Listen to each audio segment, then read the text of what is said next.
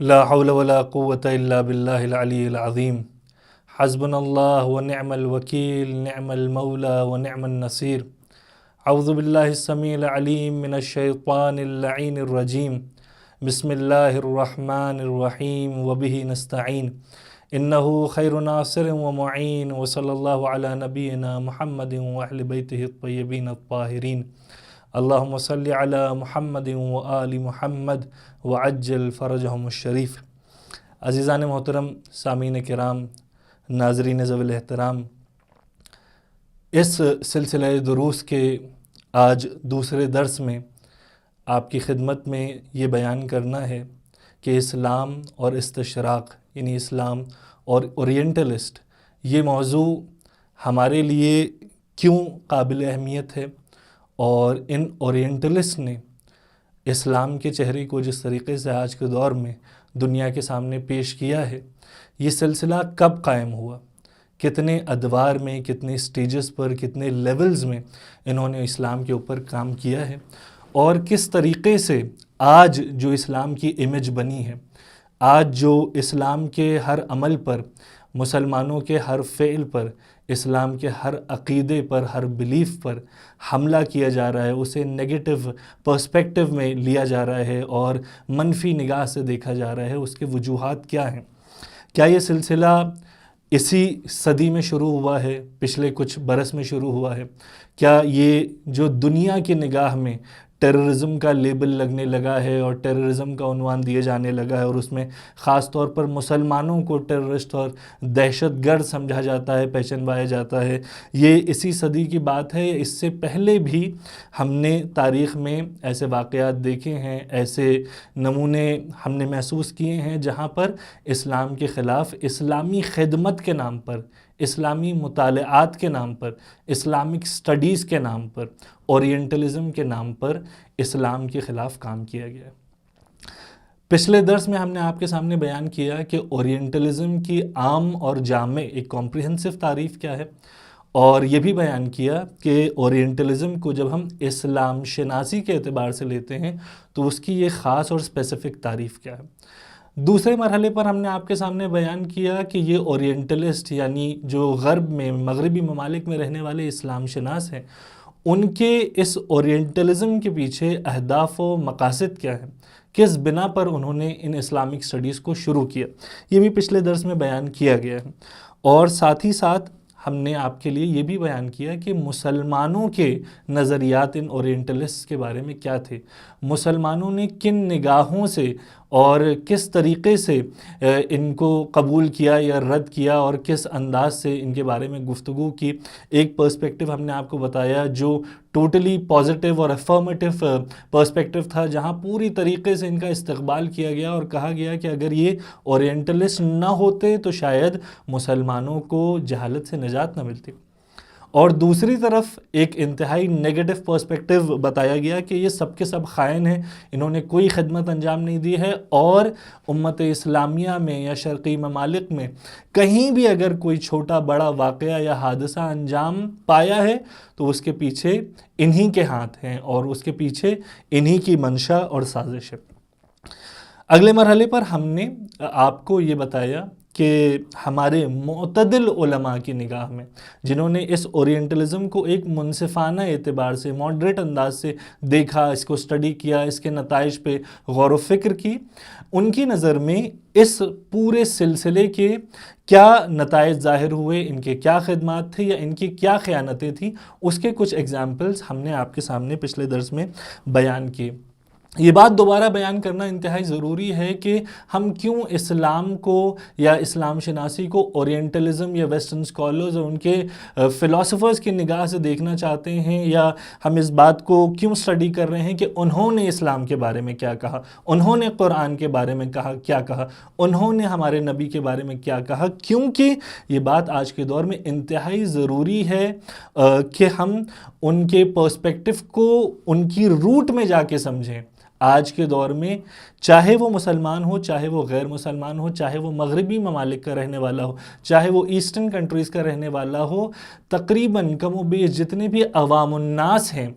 وہ اسلام کی طرف جب نگاہ کرتے ہیں تو اسی پرسپیکٹو سے، اسی ایجنڈا سے، اسی پروپیگنڈا کی اینک سے نگاہ کرتے ہیں جو ویسٹرن اسکالرس کا یا ویسٹرن پولیٹیشینز کا اور ان اورینٹلسٹ کا کریٹ کیا گیا ہے، ان کی اینک سے اسلام کی طرف نگاہ کرتے ہیں۔ تو ضروری ہے کہ ہم اس بات کو جانیں کہ انہوں نے اسلام کو کیسے سمجھا، کن منابع سے سمجھا، کن ادوار میں، کن سٹیجز پر اسلام کو انہوں نے اسٹڈی کیا اور اپنے نتائج پیش کیے۔ اب سب سے پہلے جب یہ بات ہمارے لیے کلیئر ہو گئی کہ آج کے دور میں جو اسلام کے خلاف نگیٹو امیج بنائی جا رہی ہے وہ انہی کی دین ہے اور سب انہی کی اینک سے اسلام کو دیکھ رہے ہیں، تو یہ بات جاننا ضروری ہے کہ انہوں نے کون سے وہ ڈیفیکٹس انجام دیے، کون سے معائب یا نقائص ان کے ہاں پائے جاتے تھے جس کی وجہ سے آج انہوں نے اسلام کو مثلاً ٹیررزم کے مترادف بیان کر دیا، اسلام کو صرف جہاد کے دائرے میں محبوس کر دیا اور اسی کے دائرے میں باندھ کے رکھ دیا، اور جہاد جو کہ اسلام کا ایک انتہائی مقدس عنوان تھا، ایک مقدس عقیدہ اور عمل تھا، اس کو انہوں نے پوری طریقے سے نیگیٹو کر دیا۔ اس کو جاننے کے لیے ضروری ہے کہ ہم ان کی اسٹڈی کے بیس میں جائیں اور سب سے پہلے یہ جانیں کہ یہ خود کیا ہیں، یہ کون لوگ ہیں، انہوں نے اپنا سلسلہ کہاں سے شروع کیا ہے اور کس وجہ سے انہوں نے اسلام کے اوپر کام کیا ہے، اور وہ وجوہات کیا ہیں کہ انہوں نے مثلاً اسلامک اسٹڈیز کا رخ کیا، اور کن منابع کا، کن سورسز کا استعمال کرتے ہوئے انہوں نے اسلامک اسٹڈیز پہ اپنی کتابیں لکھی یا اپنی ریسرچز کو پیش کیا، اور کن ادوار میں، کن سٹیجز پہ یہ کام انجام پائے۔ یہ ساری باتیں ہمارے لیے جاننا ضروری ہے، اور ہم انشاءاللہ اس سلسلہ دروس میں آپ کے سامنے انہی باتوں کی طرف روشنی ڈالنے کی اور کسی حد تک ان باتوں کو واضح کرنے کی، کلیئر کرنے کی کوشش کریں گے۔ اور آج کے درس میں ہم خاص طور پہ ان سٹیجز پر گفتگو کریں گے جن سٹیجز پر ان اورینٹلسٹ نے اور شرق شناس یا اسلام شناس افراد نے کام کیا ہے۔ تو سب سے پہلے ہمیں یہ جاننا ضروری ہے کہ تاریخی اعتبار سے، کرونالوجی کے اعتبار سے یہ سلسلہ کب قائم ہوا، کہاں سے، کس دور سے انہوں نے اسلام کے خلاف یا اسلام پر کام کرنا شروع کیا۔ بعض افراد کا یہ کہنا ہے کہ یہ 18th سینچری سے، عیسوی 18ویں صدی عیسوی سے یہ سلسلہ شروع ہوا، اور جو دلیل وہ پیش کرتے ہیں اپنے اس مدعا کو ثابت کرنے کے لیے وہ یہ ہے کہ چونکہ یہ ورڈ اورینٹلزم، یہ ورڈ شرق شناسی یا غربیوں کی اسلام شناسی، مغربیوں کی اسلام شناسی، یہ ورڈ ہی کوائن ہوا تھا، یہ اورینٹلزم ورڈ کوائن ہوا تھا 18th سینچری میں، اس لیے بعض افراد کا یہ ماننا ہے کہ یہ کام اسلام کے خلاف یا اسلامک اسٹڈی کے سلسلے میں 18ویں صدی میں 18th سینچری میں شروع ہوا۔ لیکن بعض افراد کا ماننا ہے کہ ہمیں اور پیچھے جانا پڑے گا، یہ 18th سینچری کی بات نہیں ہے بلکہ یہ 16th سینچری کی بات ہے، جبکہ یورپ میں، ویسٹ میں بہت ساری اسلامک اسٹڈیز کی یونیورسٹیز اور انسٹیٹیوٹس اور مختلف ادارے اور آفیسز اسٹیبلش کیے گئے تاکہ اس کے اوپر کام ہو۔ تو بعض افراد کا یہ ماننا ہے کہ یہ 16th سینچری کی ابتدا میں کام انجام پایا ہے، لیکن ایک اور گروہ ہے جو کہتا ہے کہ نہیں، یہ سلسلہ 16th سینچری میں بھی نہیں، 14th سینچری میں شروع ہوا ہے، اور اس وقت شروع ہوا ہے جب صلیبی جنگوں کے بعد یعنی کروسیڈز کے بعد ان یوروپینز کو اس بات کا احساس ہوا کہ ہم مسلحانہ طریقے سے یعنی اسلحوں کے ذریعے، آرمز اور ٹروپس کے ذریعے اسلام کو یا اسلامی فکر کو، اسلامی آئیڈیالوجی کو شکست نہیں دے سکتے ہیں، بلکہ ہمیں ایک عالمانہ طریقے سے میدان میں آنا پڑے گا اور یہ ظاہر کرنا پڑے گا کہ ہم انٹلیکچوئلز ہیں اور ہم عقلی دلائل کے ذریعے، لاجک کے ذریعے، ریشنالٹی کے ذریعے باتوں کو سمجھتے ہیں یا پرکھتے ہیں، اور ہم اسلام کو بھی اسی طریقے سے سمجھ اور پرکھ رہے ہیں۔ اور اس زمانے میں یعنی 14ویں صدی 14th سینچری میں یہ سلسلہ کروسیڈز کے بعد قائم ہوا، جیسا کہ ہمیں بعض مفکرین کے افکار میں ملتا ہے۔ بعض افراد جیسے روڈی پیرٹ اور گسٹاو ڈوجا، کچھ جرمن اسکالرز ہیں، ان کا یہ ماننا ہے کہ نہیں، یہ سلسلہ 14 سینچری میں بھی نہیں بلکہ 12 سینچری عیسوی AD میں شروع ہوا ہے، جبکہ اندلس میں یعنی اسپین میں، اندلوزیا میں، یورپ کے اس بہت بڑے ملک میں اور شبہ جزیرہ میں اسلامی تمدن اور اسلامی افکار پوری طریقے سے حاوی ہو گئے اور مسلط ہو گئے۔ وہاں کے بہت سارے لوگ اسلام کی طرف مائل ہو گئے، انہوں نے اسلام کو اپنے آفیشیل ریلیجن کے طور پہ ایکسیپٹ کر لیا۔ اور اس زمانے میں جب ایسٹرن اور اسلامک بکس کا ٹرانسلیشن شروع ہوا تب یہ اورینٹلزم کا دور باقاعدہ شروع ہوا، لیکن آخر میں ڈاکٹر محمود زقزوق ہیں جن کا یہ ماننا ہے کہ نہیں، ان لوگوں نے اسلام کے اوپر یا اسلام کے خلاف کام کرنا اسی زمانے سے شروع کیا ہے جس زمانے سے پیغمبر اکرم ختمی مرتبت حضرت محمد مصطفیٰ صلی اللہ علیہ وآلہ وسلم نے اللہ کے اس دین کو جزیرہ عرب میں مسلمانوں کے سامنے پیش کیا ہے۔ یعنی ظہور اسلام کے ساتھ ساتھ، ایڈوینٹ آف اسلام کے ساتھ ساتھ اسلام کے خلاف سازشوں کا یا اسلام پر مطالعات کا، مغرضانہ کاموں کا سلسلہ شروع ہو چکا تھا۔ اور اس کی ایک اہم وجہ وہ یہ بتاتے ہیں کہ چونکہ اسلام نے آ کر اسلام سے پہلے پائے جانے والے دینوں کو منسوخ کر دیا، بتایا یہ شریعتیں منسوخ ہو چکی ہیں، ایبروگیٹ ہو چکی ہیں آج کے دور میں، اور قیامت تک اب یہ شریعتیں اپلیکیبل نہیں ہوں گی، تو وہ لوگ جو ان شریعتوں کے فالوورز تھے انہوں نے بجائے یہ کہ اسلام کی طرف رخ کرتے، پیغمبر اکرم سے اپنے جدید مسائل کو حاصل کرتے اور اس دائمی دین کو اپناتے، انہوں نے اس کے خلاف سازشیں شروع کر دی اور مختلف انداز سے نئی نئی اسٹریٹجیز کو اختیار کر کے اس کے خلاف سازش کی۔ تو اب اس اعتبار سے ہم اس نتیجے پہ پہنچتے ہیں کہ، اور تاریخی شواہد بھی ہمیں اس بات کی طرف ہی متوجہ کرتے ہیں کہ اسلام جس زمانے سے دنیا کے سامنے پیغمبر اکرم کے ذریعے پیش کیا گیا، اسی زمانے سے اسلام کے خلاف سازشوں کا بھی سلسلہ شروع ہو گیا۔ اب ہم ایک ایک کر کے وہ چند ادوار آپ کے سامنے بیان کریں گے جن ادوار میں، جس زمانے میں، جن سٹیجز میں اسلام کے خلاف الگ الگ طریقوں سے سازش ہوئی۔ سب سے پہلا دور وہی ظہور اسلام کا دور ہے، جب پیغمبر اکرم نے اس دین کو مکے والوں کے سامنے پیش کیا اور اس کے بعد پیغمبر ہجرت فرما کر مدینے گئے۔ مدینے کی سوسائٹی ایسی تھی جہاں پر یہودی بھی رہتے تھے، اوس و خزرج کے قبائل بھی تھے اور مسیحیوں کا بھی آنا جانا تھا۔ جب ان تک یہ خبر پہنچی کہ ایک ایسا دین آ گیا ہے جس نے ہماری شریعتوں کو منسوخ کر دیا ہے، جس کا یہ ماننا ہے کہ ہمارے نبی کے بعد بھی کوئی نبی ہے جو اپنے نبی کو آخری نبی کہتا ہے، جو اپنے دین کو فائنل ریلیجن کہتا ہے، جو اپنی کتاب کو آسمانی کتاب اور فائنل ہیونلی بک مانتا ہے، تو ان کے اندر ایک طرح کا بغض، حسد اور ایک طریقے کی رد عمل جاری کرنے کی ان کے اندر فیلنگ آئی، ان کے سینٹیمنٹس ہرٹ ہوئے اور انہوں نے اسلام کے خلاف کام کرنا شروع کیا۔ خاص طور پہ کہا جاتا ہے کہ جب پیغمبر اکرم نے 9ویں ہجری میں فتح مکہ کے بعد، دیگر جنگوں کے بعد، اس زمانے میں جو مختلف امپائرز تھے، جیسے پرشین امپائر، رومن امپائر، اور جو مختلف بڑے بڑے ممالک تھے، بڑے بڑے نیشنز تھے، ان کو جب پیغمبر اکرم نے خط لکھ کر ان کے صاحبان اقتدار افراد کو، ان کے حاکموں کو، ان کے رولرز کو اسلام کی طرف مدعو کیا اور پوری طریقے سے ایک گلوبل پیمانے پر اسلام کی دعوت کو پیغمبر اکرم نے پیش کیا، تو اس زمانے میں الگ الگ طریقے کے ریاکشنز سامنے آئے۔ جیسے ہمیں تاریخی اعتبار سے ملتا ہے کہ جب مصر کے بادشاہ یعنی ایجپٹ کے رولر کے پاس پیغمبر اکرم کا خط پہنچا، ان تمام دلائل کے ساتھ پہنچا، ان تمام ثبوت اور شواہد کے ساتھ پہنچا جو پیغمبر اکرم نے اس خط میں لکھے تھے، اسلام کے حق ہونے کے، پیغمبر اکرم کے حقیقی نمائندہ خدا ہونے کے، تو وہ مقوقس جو مصر کا بادشاہ تھا اس نے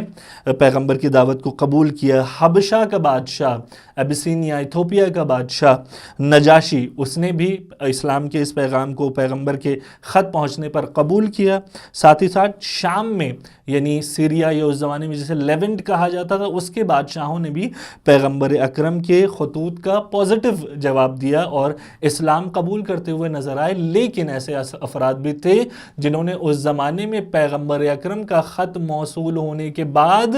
جو پہلا رد عمل ظاہر کیا ہے وہ یہ ہے کہ جب انہوں نے دیکھا کہ پیغمبر نے اپنا نام اس خط میں ان کے بادشاہ سلامت کے نام سے پہلے لکھ دیا ہے تو غیظ و غضب کے مارے انہوں نے پیغمبر کے خط کو پارا پارا کر دیا، اور ان کے اندر اسلام کے خلاف ایک نفرت نظر آئی۔ دیگر بائزنٹائن امپائر میں، رومن امپائر میں بھی ہم دیکھتے ہیں کہ بہت پازیٹیو رسپانس نہیں تھا۔ تو اسی زمانے سے یہ سلسلہ شروع ہو گیا کہ اگر یہ دین جس کی جڑیں دھیرے دھیرے جزیرہ عرب میں پھیل چکی ہیں اور دیگر افراد یعنی افریقن کنٹریز میں بھی اور ایشین بھی بعض کنٹریز ان کے رولرز اس دین کو ایکسیپٹ کر رہے ہیں، تو پھر ہمارے دین کا کیا ہوگا، زرتشتیوں کا کیا ہوگا، عیسائیوں کا کیا ہوگا، ہماری سلطنت کیسے چلے گی، ہمارے فالوورز اور ہماری رعیہ ہمارے ہاتھوں سے نکل جائے گی۔ تو ان باتوں کو سوچتے ہوئے انہوں نے اسلام کے خلاف کام شروع کیا، جو کہ اس اورینٹلزم کا، استشراق کا سب سے پہلا دور شمار کیا جاتا ہے۔ یہی وجہ ہے کہ بیرونی طاقتوں نے بھی اسلام کے خلاف سازشیں شروع کر دیں، اور ہم مدینے میں بھی اس بات کو محسوس کرتے ہیں کہ یہودیوں کے 3 قبائل جو مدینے میں پائے جاتے تھے، جن سے پیغمبر اکرم نے مدینہ پہنچتے ساتھ معاہدہ کیا تھا، پیس ٹریٹی کی تھی، جس میں بہت سارے شرائط تھے کہ ہم امن و امان کے ساتھ یہاں پر زندگی بسر کریں گے، انہوں نے بھی ایک ایک کر کے اسلام کی اسی طاقت کو دیکھتے ہوئے، اسلام کی اسی عقلانیت کو دیکھتے ہوئے اور اسلام کے اندر اس پوٹینشیل کو دیکھتے ہوئے کہ اگر یہ دین اپنے تمام مفاہیم کے ساتھ، اپنے تمام پرنسپلز اور فنڈامنٹلز کے ساتھ دنیا کے سامنے کماحقو ظاہر ہو گیا، تو پھر ہمارا کوئی فالوور نہیں رہے گا، جس کا نتیجہ یہ نظر آتا ہے کہ بنی قریظہ، بنی قینقاع اور بنی نذیر جو کہ یہودیوں کے 3 قبیلے ہیں، یہ سب بھی اسلام کے خلاف سازش کرنا شروع کرتے ہیں، اور نتیجہ یہ ہوتا ہے کہ پیغمبر کے ساتھ جو انہوں نے ٹریٹی کی تھی، پیغمبر کے ساتھ جو انہوں نے عہد و پیمان کیا تھا، اس سب کو توڑ دیتے ہیں، اور غزوہ بنی نذیر، غزوہ قینقاع، بنی قینقاع اور غزوہ بنی قریظہ یہ سب وجود میں آتی ہے، اور یہی وہ افراد ہیں جو ہمیں جنگ احزاب میں بھی نظر آتے ہیں اسلام کے خلاف لڑتے ہوئے، اور جنگ خیبر میں بھی یہودیوں سے جنگ ہوتی ہے، یعنی یہ لوگ راضی نہیں تھے کہ اسلام کو قبول کریں، اور اسلام کے خلاف سازشوں کا سلسلہ وہیں سے شروع ہو گیا تھا۔ اور یہودیوں نے بھی، یہودیوں کے ساتھ ساتھ عیسائیوں نے بھی اسی طریقے سے ایک سلسلہ قائم کیا، انہوں نے بھی اسلام کے بعض اصولوں کو قبول کرنے سے انکار کر دیا، مباہلہ بھی عیسائیوں کے ساتھ ہوئی، اور ساتھ ہی ساتھ ہم دیکھتے ہیں کہ جو عیسائیوں کا امپائر تھا اس زمانے میں، جو بائزنٹائن امپائر تھا، رومی بادشاہ جو تھا، اس نے مختلف مواقع پر اسلامی لشکر کے خلاف حملہ بول دیا، اور کئی جنگیں اس سلسلے میں ان کے خلاف انجام پائیں، جیسے جنگ موتا جس میں جناب جعفر طیار شہید ہوئے، ان کے دونوں بازو قلم ہوئے، اور جنگ تبوک، اور ساتھ ہی ساتھ ان بیرونی طاقتوں کا خطرہ اس حد تک شدید تھا کہ ہم دیکھتے ہیں کہ پیغمبر اکرم نے اپنے آخری لمحوں میں بھی، اپنی زندگی کے آخری لمحات میں بھی ایک جیش اسامہ، لشکر اسامہ تشکیل دینے کی بار بار تاکید کی کہ جیسے جیش اسامہ میں سب کو پیغمبر اکرم نے اپنے تمام صحابہ کو بجز امیر المومنین اور کچھ صحابی کہا کہ اس میں شامل ہوں، شریک ہوں، اور جا کر ان اسلام دشمن افراد سے اور ان لشکروں سے جنگ کریں۔ کیوں؟ کیونکہ پیغمبر سمجھ رہے تھے کہ اسلام کو ایک بہت بڑا خطرہ ان کی جانب سے لاحق ہے، لیکن اس زمانے میں کئی افراد نے نافرمانی کی، سرکشی کی، اور چونکہ وہ یہ سمجھ رہے تھے کہ پیغمبر اکرم کی زندگی کے آخری لمحات ہیں، تو وہ مدینے کو اس وقت چھوڑ کر نہیں جانا چاہتے تھے، جبکہ ہمیں تاریخ میں یہ ملتا ہے کہ پیغمبر اکرم نے یہ بھی کہا لعن اللہ من تخلف عن جیش اسامہ، پروردگار عالم لعنت کرے اس شخص کے اوپر جو جیش اسامہ میں شریک ہونے سے گریز کر رہا ہے۔ تو یہ ادوار اگر آپ دیکھیں تو سب سے پہلا دور ہمیں اسلام کے ظہور کا نظر آتا ہے کہ وہیں سے اسلام کے خلاف سازشوں کا اندرونی اور بیرونی، انٹرنل اور ایکسٹرنل اینیمیز کی صورت میں سلسلہ شروع ہو چکا تھا۔ اس کے بعد ہم دوسری صدی ہجری میں دیکھتے ہیں کہ انہی سازشوں کی جو اسٹریٹجی ہے اسے تھوڑا سا تبدیل کیا گیا۔ اب لشکر کشی جب ناکام ثابت ہوئی مسلمانوں کے خلاف، پرشین امپائر کو کانکور کر لیا گیا اور اسلام کا دائرہ مختلف انداز سے فتوحات سے پھیلا، تو ان افراد نے جو اسلام دشمن افراد تھے وہ اب اپنی اسٹریٹجی کو اس انداز سے تبدیل کیا کہ وہ لوگ جو ان کی نظر میں معتبر تھے، جو ان کے عالم تھے، جو ان کے اسکالرز تھے، انہیں اسلامک حکومت کے جو نام نہاد خلفاء تھے بنی امیہ کے سلسلے کے، ان کا ہم نشین بنا دیا، ان کے یہ بہت گہرے دوست اور ساتھی اور مشاور بن گئے، اور ان کی ہی حکومت کے سائے میں ان افراد نے اینٹی اسلامک سلسلے شروع کر دیے، جس کی ایک مثال یوحنائے دمشقی جیسے افراد کی ملتی ہے، جنہوں نے اسلامی حکومت میں رہ کر بنی امیہ سے دوستی بڑھاتے ہوئے، ان سے نزدیکی بڑھاتے ہوئے اسلام کے خلاف کام کرنا شروع کیا۔ یہ پہلا عیسائی تھا، یہی یوحنا دمشقی، جس نے کھل کر اسلامی حکومت میں رہ کر اسلام کے خلاف 2 کتابیں لکھ ڈالیں۔ ایک کتاب کا نام محاورۃ مع مسلم، یعنی کانورزیشن ود اے مسلم، اور ارشادات النصارى فی جدل المسلمین، کہ نصارہ کو، عیسائیوں کو ہدایتیں دینا کہ کس طریقے سے مسلمانوں کے خلاف جدل کیا جائے، مسلمانوں سے مناظرہ کیا جائے۔ یہ اسلامی مملکت میں رہ کر اسلام کے خلاف سازشوں کا سلسلہ شروع ہوا۔ دوسرا شخص اسی دور کا، دوسری صدی ہجری کا، تھیوفانیس بائزنٹینین شخص ہے۔ یہ بھی اسی بائزنٹینین امپائر کا رکھا ہوا ایجنٹ ہے، پپٹ ہے، جو زندگی پیغمبر پر، سیرت پیغمبر صلی اللہ علیہ وآلہ وسلم پر کتاب لکھتا ہے۔ اور اس کتاب کا ایک فریز آپ کے سامنے بیان کروں جس سے آپ کو یہ بات محسوس ہوگی کہ یہ کس انداز کی کتاب تھی، جو اسی دور میں اسلام کے خلاف، نبی اسلام کے خلاف لکھی جا رہی تھی۔ اس کتاب میں ایک جملہ اس کا یہ ہے کہ پیغمبر اسلام پیغمبر خدا نہیں تھے، بلکہ انہوں نے تعلیمات اسلام کو شام کے عیسائی اور یہودی دانشوروں سے حاصل کیا تھا۔ میں ٹرانسلیشن آپ کے سامنے اردو میں بیان کر رہا ہوں۔ اس کا یہ کہنا ہے کہ یہ جو مسلمانوں کا دعویٰ ہے کہ یہ اللہ کے نبی ہیں، ان کے اوپر وحی نازل ہوئی، قرآن ایک وحیانی کتاب ہے، یہ سب جھوٹا دعویٰ ہے، نعوذ باللہ۔ یہ پیغمبر خدا کے بھیجے ہوئے نہیں تھے، محمد صلی اللہ علیہ وآلہ وسلم اللہ کے رسول نہیں تھے۔ انہوں نے تو قرآن کی صورت میں جو باتیں ہمارے سامنے پیش کی ہیں وہ شام میں رہنے والے بعض یہودیوں اور عیسائیوں سے سیکھ کر ہمیں بیان کی تھیں۔ تو اب آپ اس بات پر غور کر سکتے ہیں کہ اسلام کے چہرے کو، قرآن کے چہرے کو، پیغمبر اکرم کی امیج کو مخدوش کرنے کا، خراب کرنے کا سلسلہ کس دور سے شروع ہوا تھا، اور اس زمانے میں خود اسلامی بادشاہوں کے زیر سایہ رہنے والے بعض عیسائی اور یہودی افراد یہ کام انجام دے رہے تھے، لیکن وہ نام نہاد خلیفہ، وہ خلافت کے نام پر ملوکیت کرنے والے افراد ان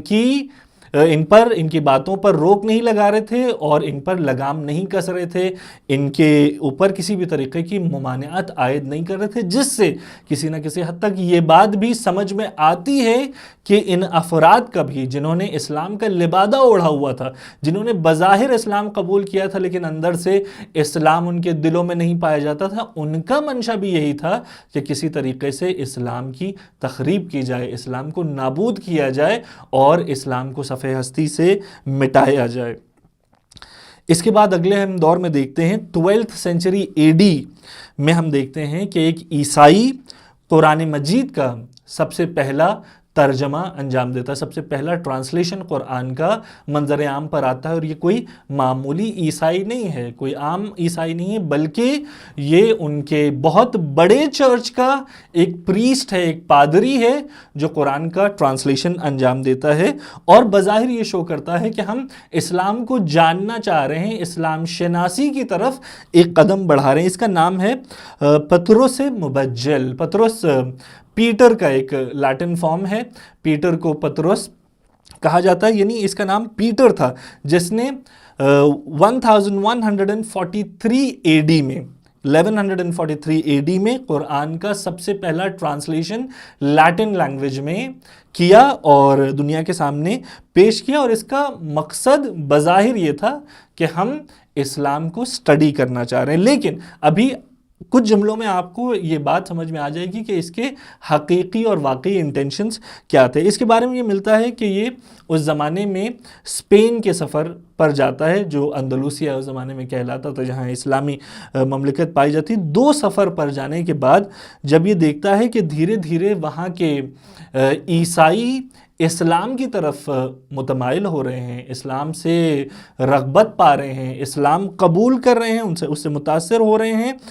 تو یہ اس بات کو محسوس کرتا ہے کہ اب وہ دور نہیں ہے کہ ہم ان افراد کو تلوار کے زور پر یا اسلحوں کے زور پر اسلام کی طرف جانے سے روکیں۔ اور ہمیں پھر ملتا ہے کہ اس لیٹن ٹرانسلیشن کے بعد اٹالین زبان میں ٹرانسلیشن ہوتا ہے قرآن کا، جرمن زبان میں ٹرانسلیشن ہوتا ہے، اور نیدرلینڈز یعنی ہالینڈ کی زبان میں بھی،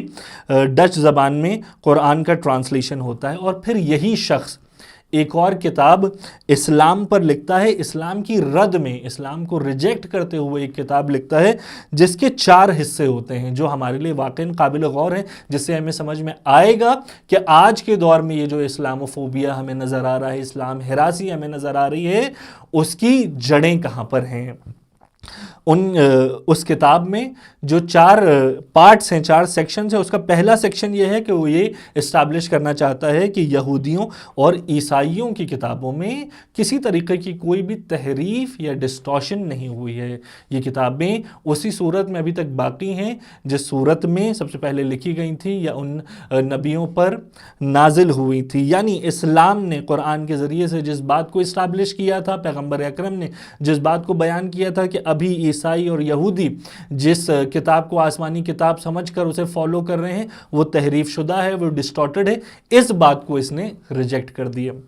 دوسری بات، اس نے خود ڈائریکٹلی پیغمبر اکرم کی شخصیت پر حملہ کیا اور پیغمبر اکرم کے حوالے سے دوسرے سیکشن میں کئی ناروا جملے استعمال کیے۔ پھر تیسرے سیکشن میں اس نے پوری کوشش کی اس بات کو ثابت کرنے کے لیے کہ پیغمبر اکرم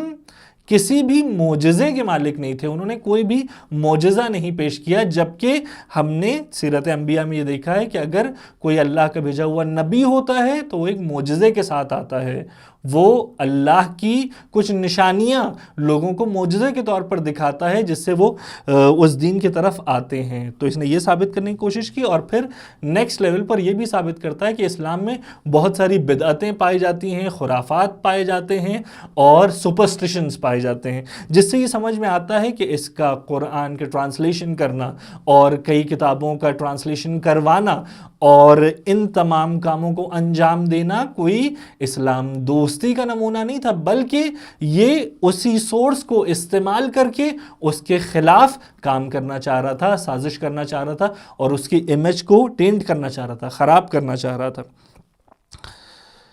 اور یہیں پر ہمیں ملتا ہے کہ اسی پطرس یعنی پیٹر نے 3 اور کتابیں لکھی یا لکھوائیں، اور یہ تینوں کتابیں ایسے موضوع پر تھیں یا ایسے افراد سے نریٹڈ اور کوٹڈ تھیں جو افراد پہلے دن سے اسلام کے ساتھ نہیں تھے، جو افراد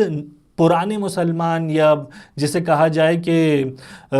سابقون میں سے نہیں تھے، بلکہ کسی نہ کسی وجہ کی بنا پر اسلام انہوں نے قبول کیا تھا اور ان کے کچھ مغرضانہ انٹینشن سے جس کو انہوں نے بعد میں ظاہر کیا۔ جیسے سب سے پہلے جو کتاب یہ منظر عام پر لاتا ہے وہ عبداللہ بن سلام کی ہے، اس کا ایک کانورزیشن ہے پیغمبر اکرم کے ساتھ، سوال جواب ہے جس کو اس نے پیش کیا ہے۔ اور یہ عبداللہ ابن سلام کون ہے؟ یہ بھی ایک جیو تھا، یہودی تھا جو اسلام لایا، اور اس کے بارے میں یہ ملتا ہے کہ پیغمبر اکرم کی رحلت کے بعد یہ پوری طریقے سے بنی امیہ کی طرف چلا گیا تھا، اس کا اس نے بہت ساتھ دیا اور اہل بیت کی بہت مخالفت کی۔ تو اب یہاں سے آپ سمجھ سکتے ہیں کہ اس شخص کو اور اس آئیڈیالوجی کے شخص کو جس کا جیوش بیک گراؤنڈ تھا، اس کے لکھے ہوئے مسودے کو اور اس کی لکھی ہوئی کتاب کو کیوں منظر عام پر، کیوں دنیا کے سامنے پیش کیا جا رہا ہے اور اس کی نگاہ سے اسلام کو پریزنٹ کیا جا رہا ہے، اس کے اسباب کیا ہیں۔ دوسری کتاب جو منظر عام پر آئی وہ کعب الاحبار کی روایت تھی پیغمبر اکرم کی ولادت کے سلسلے میں اور ان کے بچپنے کے سلسلے میں۔ یہ کعب الاحبار کون ہے؟ یہ کعب الاحبار بھی ایک یہودی عالم تھا جس نے بعد میں بنابر مصلحت اسلام قبول کیا، بہت بڑا جھوٹا تھا، اسلام میں بہت سارے جعلی احادیث کے سلسلے کو قائم کرنا، اسرائیلیات کو لانا اسی سے منسوب کیا جاتا ہے، اور کہا جاتا ہے کہ یہ خلیفہ سوم کے اس دنیا سے جانے کے بعد معاویہ سے بہت نزدیک ہوا، بنی امیہ کے ساتھیوں میں سے تھا اور امیر المومنین کا سرسخت دشمن تھا، ان کی بیعت نہیں کی اور ان کی مخالفت کرتا رہا۔ اور تیسری کتاب تاریخ اسلام کے آغاز سے لے کے کربلا تک۔ یہاں ہم اس بات کو سمجھ سکتے ہیں کہ یہ جو ویسٹرن بظاہر اسکالرز تھے یا ان کے ریلیجیس اتھارٹیز تھے، انہوں نے اسلامی خدمات کو انجام دینے کا ایک طریقے کا پروپیگنڈا یا ڈھکوسلا تو دنیا کے سامنے پیش کیا، لیکن اصل مقصد ان خدمات کے سائے میں یا ان خدمات کے بیک گراؤنڈ میں، اس کے بیک ڈراپ میں اسلام کے خلاف خیانت کرنا تھا، اسلام کو کمزور کرنا تھا۔ اور اس کے بعد ہمیں 11th سینچری سے 13th سینچری کے درمیان وہ سلسلہ نظر آتا ہے جو صلیبی جنگوں کا یعنی کروسیڈز کا سلسلہ ہے۔ جب انہوں نے اس بات کو محسوس کیا، ان ویسٹرنرز نے اور ان بظاہر اسلام شناس افراد نے محسوس کیا کہ ہم اس عالمانہ طریقے سے بھی اسلام کو کمزور نہیں کر سکتے، تو جھنجھلا کر انہوں نے جب دیکھا کہ اسپین میں اور دیگر یورپین ممالک میں فرانس کی سرحدوں تک اسلام پہنچ چکا ہے، تو ان صلیبی جنگوں کا کروسیڈز کا آغاز کیا اور اس طریقے سے 200 سال تک اس جنگ کو کنٹینیو رکھا، جس کا نتیجہ یہ ہوا کہ وہ اسپینش کنٹری، وہ اندلوزیا جس میں پوری طریقے سے اسلامک سویلائزیشن رج بس گئی تھی، اس کنٹری پر یہ قابض ہو گئے اور انہوں نے پھر مجبور کیا وہاں کے رہنے والے مسلمانوں کو کہ یا تو وہ پھر سے کرسچنز ہو جائیں، کرسچینٹی کو ایکسیپٹ کر لیں، یا اس کنٹری کو چھوڑ کر دیگر ممالک میں اسلامی ممالک کی طرف چلے جائیں۔ اس کے بعد ہمیں 13th سینچری اے ڈی میں یہ نظر آتا ہے کہ اسلامی تمدن پر اور ایک ایڈوانس لیول پر ان لوگوں نے کام کرنا شروع کیا اور اس میں بہت ساری اسلامی کتابیں اور ایسٹ میں لکھی ہوئی کتابوں کو ویسٹ میں لے جایا گیا، وہاں پہ چھاپا گیا، وہاں پر ان پہ کام کرنا شروع کیا گیا اور بہت سارے اسلامی کتب خانوں کو انہوں نے ویران کر دیا، وہاں سے کتابوں کو چرا چرا کر اپنے یہاں کے کتاب خانوں کو آباد کیا اور مسلمانوں کی علمی تحقیقات کو اپنے نام سے شائع کرنا شروع کیا، مسلمانوں کے خلاف استعمال کرنا شروع کیا اور کئی مسلمانوں کی لائبریریز کو، ان کے کتب خانوں کو، ان کے خطی نسخوں کو جو ہینڈ ریٹن ان کے مینوسکرپٹس تھے ان کو جلایا، اپنے پاس محفوظ کر کے خود ان کا جو سرمایہ تھا، ان کا جو ہیریٹیج تھا اس کو جلایا۔ اس کے بعد ہمیں 16ویں صدی میں یہ ملتا ہے کہ کس طریقے سے اسلام کے خلاف کتابیں باقاعدہ ویسٹ میں لکھی جانے لگیں، بہت سارے انسٹیٹیوشنز اور بہت سارے ادارے وہاں قائم ہوئے جن کی ذمہ داری ہی یہ تھی کہ وہ اسلام کے خلاف کام کریں۔ اور پھر آج کے دور میں جو اسلاموفوبیا ہمیں نظر آتا ہے اور جو ہمیں اسلامی ثقافت پوری طریقے سے پامال شدہ نظر آتی ہے، ہمیں نظر آتا ہے کہ مسلمان بھی ویسٹرن ثقافت کے پابند ہو گئے ہیں، اسی کو فالو کرنے لگے ہیں اور جب اسلام کا نام لیا جاتا ہے تو اسلام کو منفی نگاہ سے دیکھتے ہیں، اسلام کو ایک ایسا دین سمجھتے ہیں جو بہت پچھڑا ہوا دین ہے، بیکورڈ دین ہے۔ یہ انہی ڈیفرنٹ سٹیجز میں کیے ہوئے کام اور ان ویسٹرنرز کے کرتوت کا نتیجہ ہے، ان کی کرتوتوں کا نتیجہ ہے کہ اسلام آج کے دور میں اس مرحلے پر آ گیا ہے اور ہم تمام مسلمانوں کو، اسلام کے فالوورز کو جو حقیقت میں اسلام کو اپنے دل میں بسائے ہوئے ہیں، اپنی ذمہ داری سمجھنا چاہیے کہ ان کی تمام سازشوں کو سب سے پہلے سمجھیں، ان کا مطالعہ کریں اور اس کے بعد اسلام کو ڈیفینڈ کرنے کے لیے اور اپنے اس دین مبین اسلام کے تقدس کو پامال ہونے سے بچانے کے لیے جس حد تک کوشش کر سکتے ہیں کوشش کریں۔ انشاءاللہ اگلے درس میں ہم آپ کے سامنے یہ بیان کریں گے کہ وہ کون سے علل و اسباب تھے، وہ کون سے کازز تھے جس کے بنا پر پہلے ہی دور سے اسلام کی جو حقیقی تعلیمات تھیں ان کو ڈسٹارٹ کر دیا گیا، وہ ڈیویٹ کر دی گئیں اور جو راستہ پیغمبر اکرم کا بتایا ہوا راستہ تھا اس پر یہ دین اور یہ سویلائزیشن اس کے حاکموں نے نہیں چلایا اور اپنا ایک راستہ اختیار کر لیا۔